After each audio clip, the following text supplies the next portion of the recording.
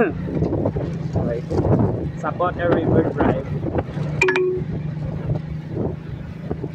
In 200 meters, turn left onto Las Piñas, Talaba Diversion Road.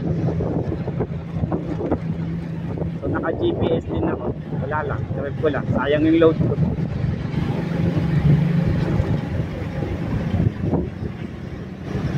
Take the next left onto Las Piñas, Talaba Diversion Road.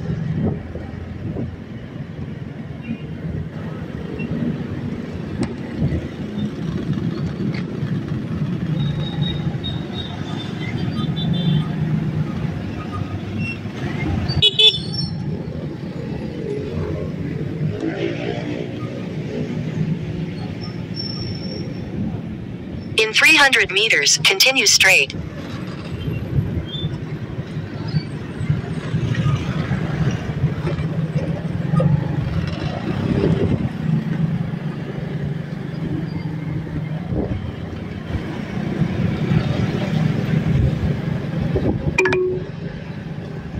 Continue for 1.5 kilometers.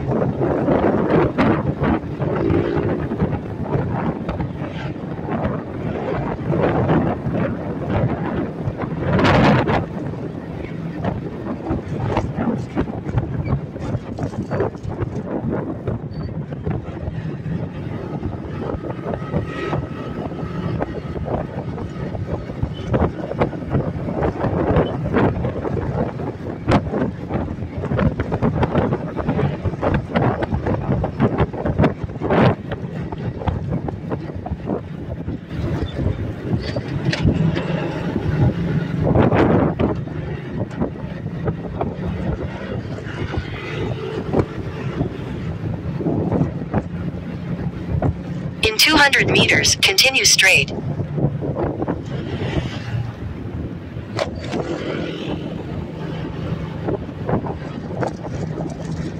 Continue straight, then turn left onto Carlos P. Garcia Avenue Extension.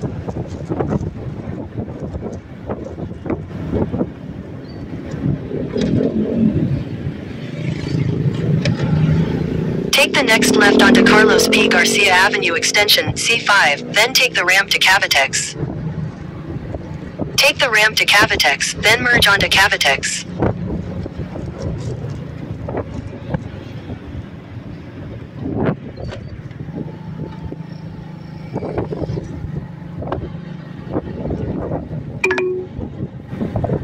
In 300 meters, turn right.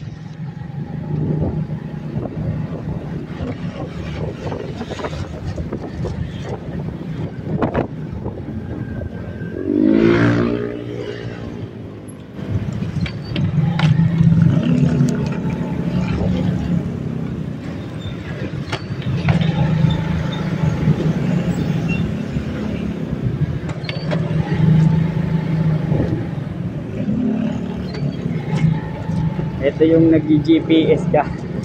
Pero hindi mo tinusunod yung GPS. Marunong pa sa GPS. Hindi kasi ano, sayang kasi yung load. May expire lang siya ngayon. So, tinuon ko lang yung GPS. Wala lang. Para lang may nagsasalita. Parang hindi ako antok eh. Pero hindi ko sinusunod yung GPS. Kasi nga, Take the next right. itong kalsada na to, eh, lagi ko na ito nadadaanan. Kasi nga, dati ako taga-Bacoor. Kapag nagmamanila ako, ito talaga yung ruta ko. So, hindi talaga ako masyadong tumitingin. Wala lang, gusto ko lang masulit. Continue for 1.5 kilometers. Turn right na ako. Eh, palabas na kasi mali yung plastic niya. Dito sa bagong eh, matraffic ko. So, kaya naman tayo nag-video. So, promote lang yung kalsada. Pakita ko kung maganda ba dumaan sa kalsada na yun. O okay ba. Marami na rin naman na nag-vlog ng kalsada na ito. But syempre, iba yung panahon noon. Iba naman yung panahon ko ngayon. Ibig sabihin ngayon simula nung binuksan to, talaga nadadaanan ko na to. Siguro 1,000 times na rin ako nakadaan dito kasi matagal lang ito nabuksan. Noon kasi nag-uopisina pa ako sa Manila. Malimited ito yung daanan.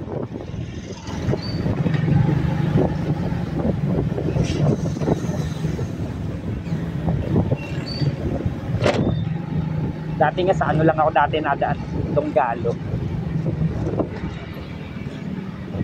Tapos sa ano, Makapagal.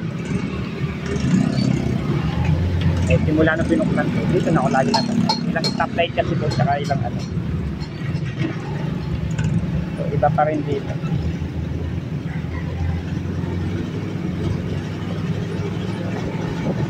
Nire-record ko na, baka mamaya hindi na ako makapag-record mamaya.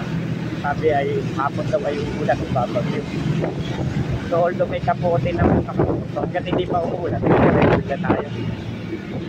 Baka kasi dumating yung time na gusto mo mag-record, yung hindi na pwede mag-record. Gawa ng naulan na kasi nga sagi pag yung gamit namin at cellphone na means ng recording. Hindi naman ako gumagamit ng action cam na waterproof. Given yung aking camera o yung cellphone ay hindi naman po mataas yung quality ng waterproof. Splash proof lang. Pwede lang mabasa bahagya pero hindi pwedeng mababa.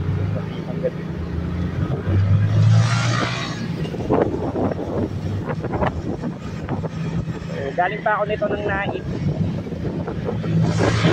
And then mapunta pa ako na Botas.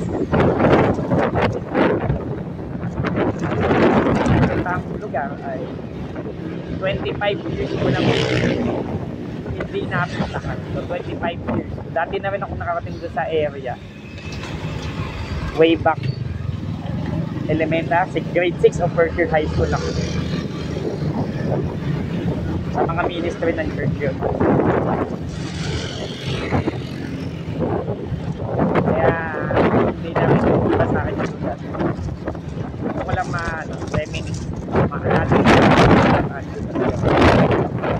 for so long, for 25 years. Ewan ko lang kung buhay pa yung mga kaibigan ko doon. Pero papunta ako doon, hindi naman doon para doon sa church o hindi naman para doon sa alam. Ba't meron akong delivery ng piso?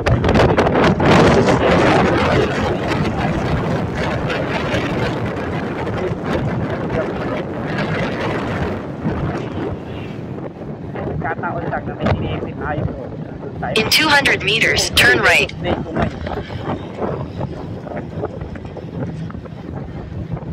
Kaya ako na lang ang nag-deliver. Zero well kasi pag linggo ay may tugtog. Kaya nagdadrop. Turn right. Wala, lettuce lang. Tapos, yung family day. So, wala pa na akong family day ngayon. Kailangan kong mag-grind. Daming bayarin. Wala naman po akong fix na sahod. In 500 meters, turn right onto Service Road. Yung 500 meters service road. Yun yun sa ano na naman.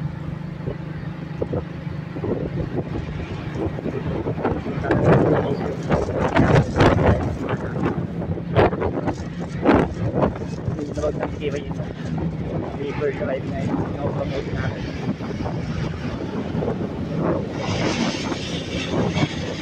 So hanggang doon na naman tayo yung tarada ng mga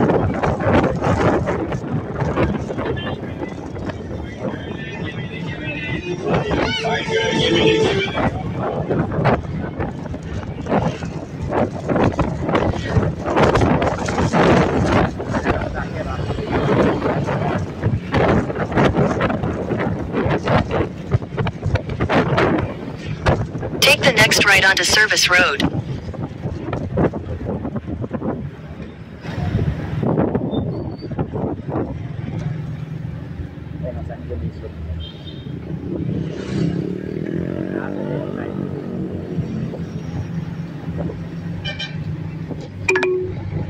So dati ko itong baluwakan eh. Kasi nga dati ako sa airspeed. Continue on Service Road for 800 meters. Parang nyakit ako sa atin. Eh yung GPS, di ko na sinusunod yan. Kaya kailangan na may iwan sa mga kausap. Hindi ako makuha.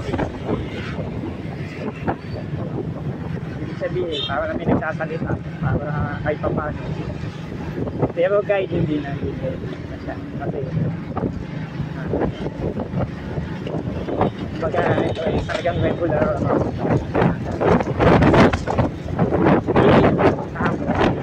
wala rin naman sa atin sabi rin yun lang yun wala ka naman liligaw mo na lang paano na ng bahay parang hindi na nagsabi niya hindi ko na yung kulipad na buwan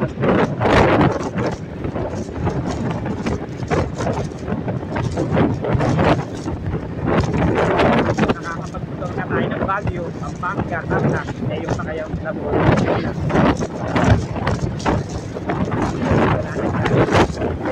In 300 meters, turn right to stay on Service Road.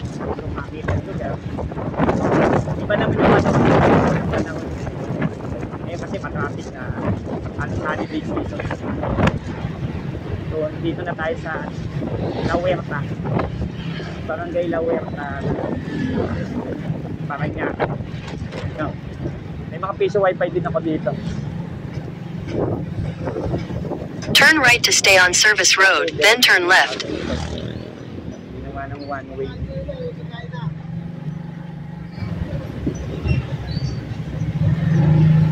Malapit dito si bahay ni Boying Carrot ni dating taga-Habay. Kuya Boyet, Tong-Tong.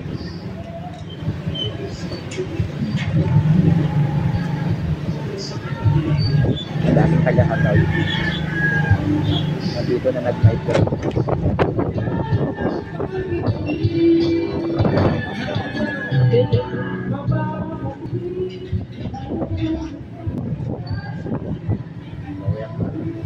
So ito yung tinatawag nilang bulungan, yung fishport. Yung fishport, pupunta ako ng fishport. Take the next left onto Coastal SVC Road.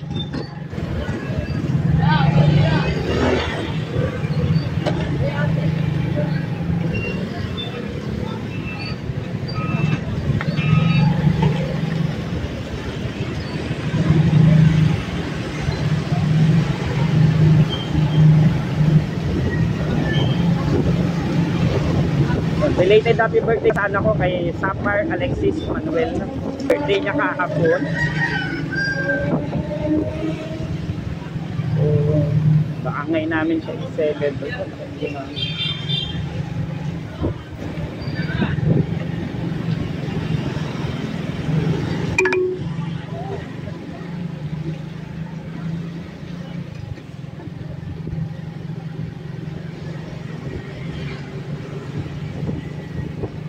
ko sa pagdadrive.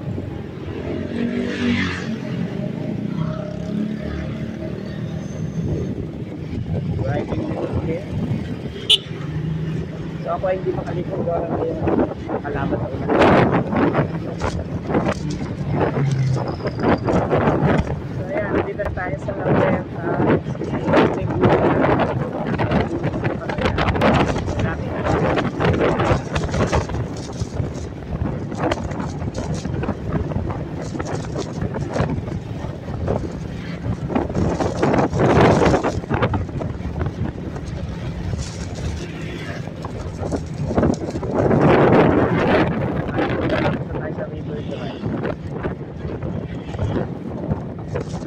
Dati BTM din may direction. Ginawa ng one way. Bawal na dyan.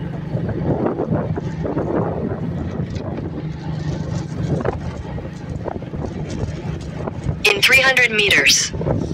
Ito naman yung ano, daan na dati. Ano yun eh, Dunggalo. Doon sa may Chinese temple. Ito yung Turn right. Hindi pa yun. Take the next left onto Enrique M. Factor Road, then turn right onto Diosdado Macapagal Boulevard. Padunggalo.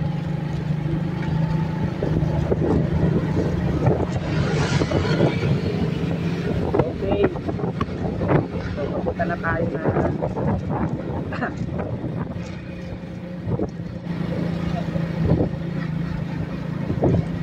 Take the next right onto Diosdado Macapagal Boulevard.